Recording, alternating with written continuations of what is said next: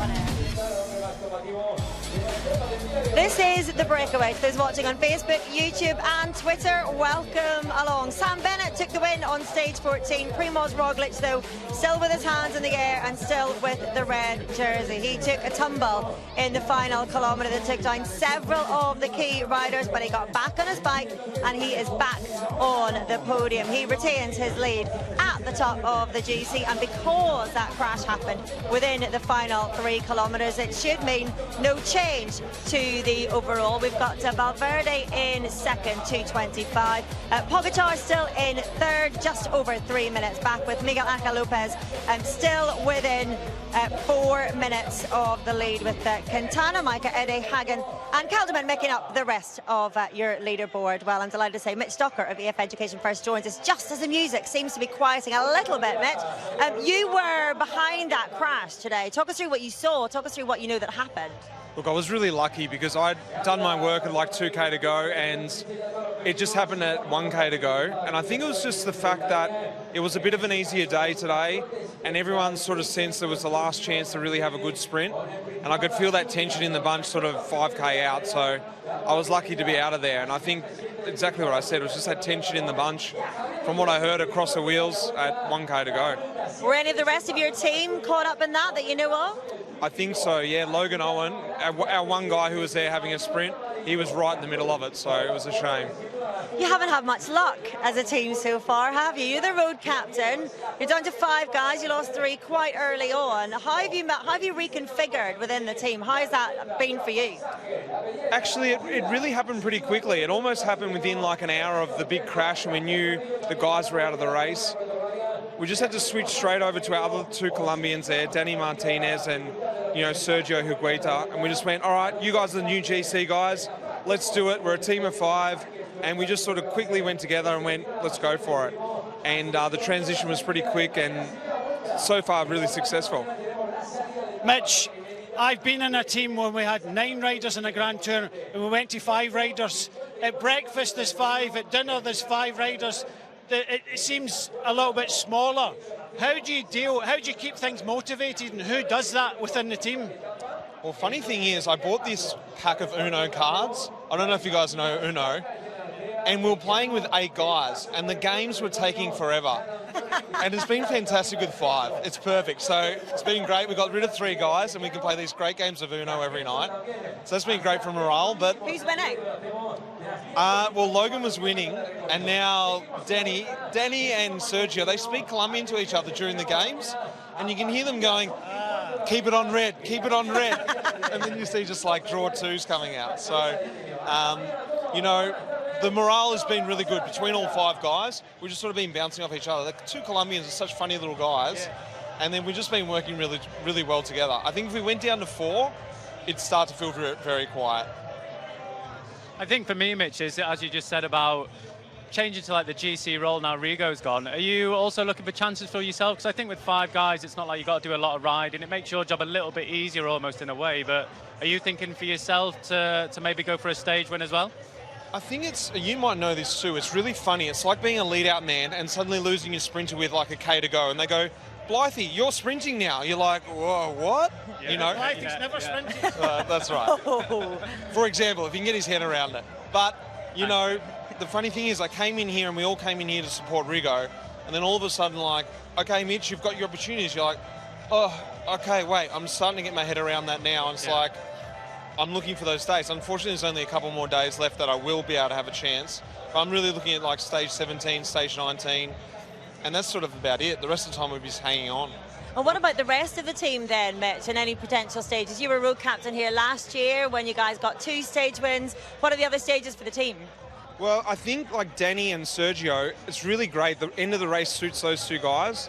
And, as we saw with Sergio yesterday, he was at one point like 2 minutes off the GC again. So it's a funny race like that. They tend to give the breakaways heaps of time, and I think our 2 guys are a really good chance for a stage. A guy like Logan today, first time in a Grand Tour, he gets a chance of going for a sprint. Unfortunately, it didn't work out, but it's funny, those things give you the team a completely different opportunity, and you often see that. Guys tend to shine when they get that chance. Like Logan today, he's really keen to have a chance at the top 10, and it sort of lifted his spirits in the middle of this Grand Tour.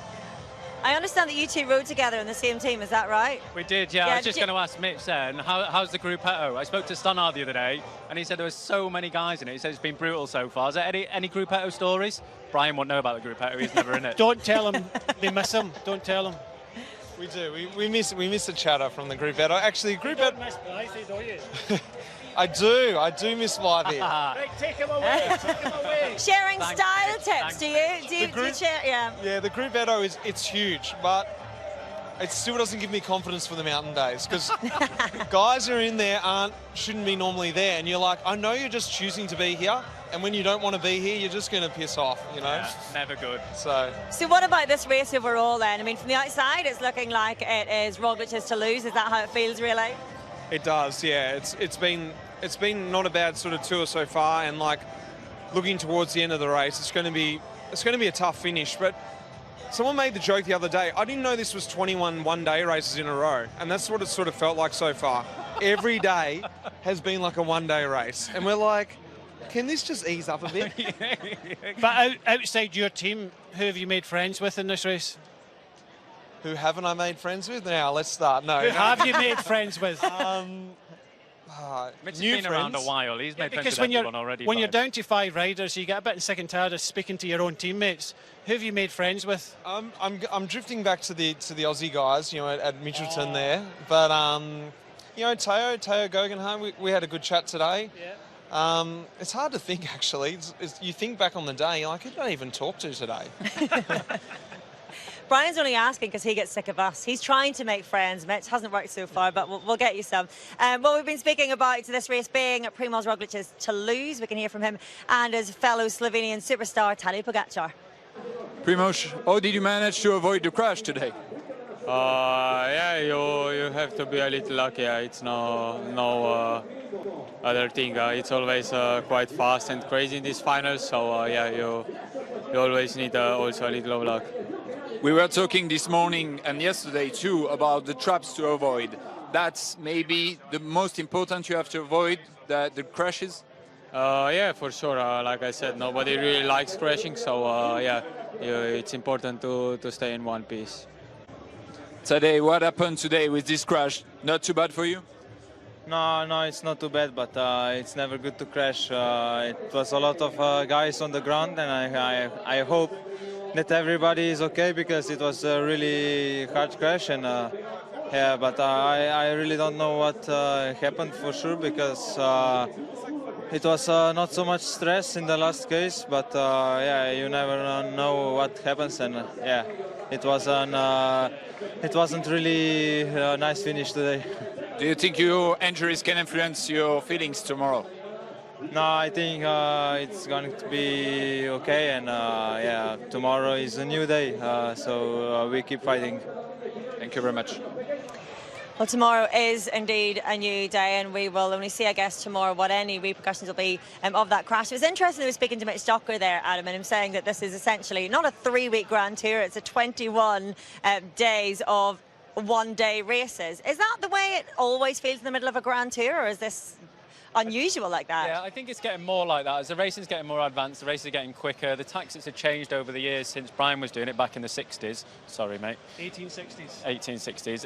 It definitely has changed a lot, but I also think with it is that each team's got such a tactic now that they stick to that each day. They're not really looking at the next day, apart from the GC teams. But riders such as Mitch, as he was saying, there's riders in the gruppetto there who shouldn't be there. So they're obviously taking a back seat, having an easy day, and then on the days they can climb, they're really going for it. And the guys that can't climb so well, I'm not saying Mitch can't climb, but he's one of the in the back 40% of the climbers. So for him, those days that he's in the gruppetto and there's guys that can climb in the gruppetto, he'll be nervous about the days where they're not in the gruppetto and it's a small group. So I think that everyone's just really looking forward to what they can bring to the table as such now. And I think for guys like Mitch, who's almost just hanging on the hard days, that he's nervous about it, basically. There's a lot of hard days coming up, and I think, as Mitch said, for him, it's like doing a lot of one-day races. But a few stages he will be going for. Today, I guess, a reminder, Brian, that with Primoz Roglic having that lead, and it's his race to lose, really, it can just take a simple cross the wheels, and that could be it. Yeah, it was close today, and it could be even closer tomorrow, who knows, and that's why you have to be vigilant. You're saying it's all these one-day races, but at the end of the day, it's you have to keep on concentrating, have to keep on riding. Well, another day to keep concentrating, another day to keep riding tomorrow, because we have had a day in the flat. We don't get too used to the flatter terrain though, because this is the Vuelta a España. We are headed back uphill next and high. On the Sunday lunch menu from Tineo to Santuario del Ativo are 4 mountain passes, each a category 1, with an intermediate sprint between the final 2, a 7.9 kilometre kick up to the finish at 9.7%, in a finale we haven't seen at the Vuelta before. And if you didn't get to see all of today already, you can watch the highlights of stage 14 at 8 tonight on Eurosport 1. We'll be back once again at 11:30 tomorrow. Again, that's on Eurosport 1. And we have stage 2 of the Tour of Britain, which will be live at 12:30 on the Eurosport player. And we'll bring you the highlights in the evening as well. Well, from the fast, flat finish in stage 14, there was nothing flat about Sam Bennett's finish. His head in the clouds after the win on stage 14. There will be very little flat about tomorrow. Roglic brings that red jersey skywards once again. Should we see you then? All right then.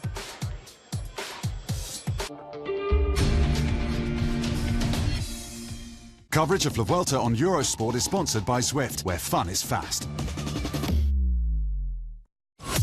Eurosport's coverage of